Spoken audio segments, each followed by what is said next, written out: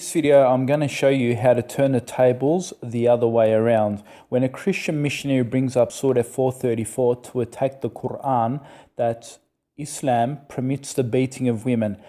For this refutation, go to my video below this video where we clearly debunk the claim. But our objective, however, in this video is to show the Christian that he's in a much worse position. Why? We can go and start with the Bible and see how Jesus, according to the Old Testament, ordered the beating of slaves. Let's go. So Exodus 21:20, it says, I quote, "Anyone who beats their male or female slave with a rod must be punished if the slave dies as a direct result."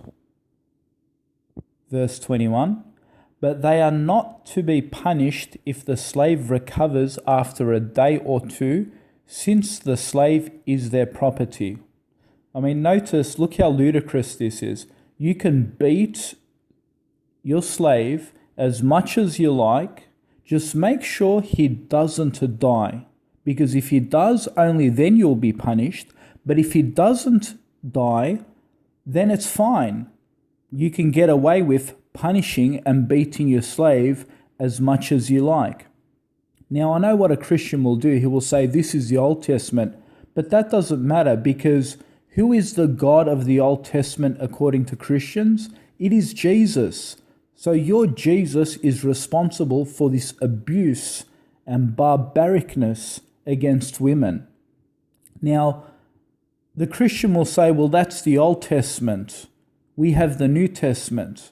However, when we look into the New Testament, Jesus says, I did not come to abolish the law, but to fulfill. And if a Christian says the word fulfill means to change the law, then that would apply that the law is being abolished. But Jesus said, I did not come to abolish the law. And if you claim he did come to abolish the law, then it contradicts his very statement to say, I did not come to abolish the law, but to fulfill. So obviously the term fulfill means to add to the law and not to change the old law, because if you're changing it, you're obviously abolishing something that is in effect. If you're saying it no longer applies, it means it's basically abolished since it's ineffective anymore. So the Christian has no runaway card by claiming there is a New Testament here. In fact, I'm going to even prove to you that the Christian is even in a worse position. We're now going to show you a Christian website. It's a fatwa website. This is where scholars give their question and answer sessions. And you will see how they quote the Bible. And this is specifically for Genesis 3:16. And look what it says. The question is it wrong to reduce birth pain by taking pain relievers? And this is basically talking about how how women go through birth pain and so forth. And why do women have birth pain? Well, read Genesis 3:16. It says, why did God punish women with pain in childbirth? And this is why they ask a question about taking prescriptions, whether it's legitimate or not. And you can see that in Genesis 3:16, who is the God that is responsible for giving women childbirth pain? Well, again, that is Jesus. That's what the Christians believe. Christians believe Jesus is the God of both the New and the Old Testament. So Jesus is responsible for giving pain to women through childbirth. And they actually narrate Genesis 3:16, which quotes that I will make your pains in childbearing very severe. With painful labor, you will give birth to children. Now, how does God punish women? He punishes women, and this is Jesus. Jesus is punishing women by giving them childbirth and pain. So when you're attacking the Quran and you're saying the Quran teaches to abuse women, right? Your own Bible, your own Jesus is dictating that he will punish billions of women because of the sin of what Eve have committed. And that means that he will abuse them while they're giving labor by ripping them apart, torturing them while they're having birth, giving them excruciating pain that is so tremendous that it's worse than beating. Forget beating, this is worse than beating. You go ask any woman about the pains of labor, they will say it is worse than a woman beating them, right? So your Jesus is torturing billions and billions of women worldwide from the time of Adam and Eve to now and to continue.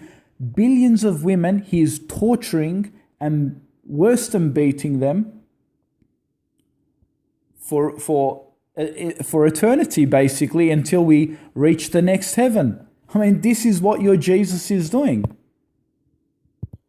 And here the Christian Fatwa website continues to explain, and you can go to Got Questions, I'll put it as a link below this video. It says, this judgment from God, and this is the justification, it says, this judgment from God was meant to be one that every childbearing woman would experience.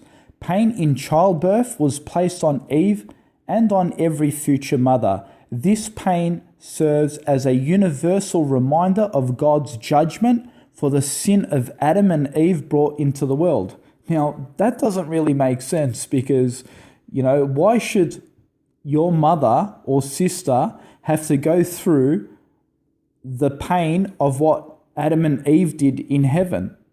Why should they have to bear those sorts of consequences as a reminder? I mean, all God had to do is say, well, I'm punishing Adam and Eve, and this is the reminder. I'll remind you what they did. That's it. Why does your mother and sister and my mother and sister have to go through such birth pain of what someone else did? It doesn't make sense, does it? I mean, that's like saying your great-great-great-grandfather committed murder, but you know what? I'm going to put you in jail as his son because of what your great-great-great-grandfather did. That doesn't sound right, does it? Well, that's exactly what Jesus is doing in the Bible. He's punishing your mother and your sister and torturing them and worse than beating them up, and only because of what some great, and it continues on what your great-grandmother Eve did in paradise by eating by the forbidden tree. Doesn't make any sense. This is the logic of Christianity. And it begs another question. I mean, Christians say that when you accept Jesus and you believe Jesus died on the cross, Jesus came to wash away and wipe away all your sins. So how come female women still go through birth pain? These are Christian born-again evangelical women who have accepted Jesus and believe in the crucifixion. If Jesus wiped away the sin, why are they still going through birth pain?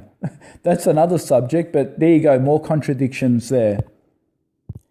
And of course, according to the Bible, God also punishes Adam by sending him to the world where he will, have to deal with farming and all the labor that goes with it. But the point here is when you're attacking the Quran and you're saying that, it instructs to abuse women, and I've actually refuted that claim in the video link below. You can go see Sureh 434 refuted in my rebuttal. You can see below.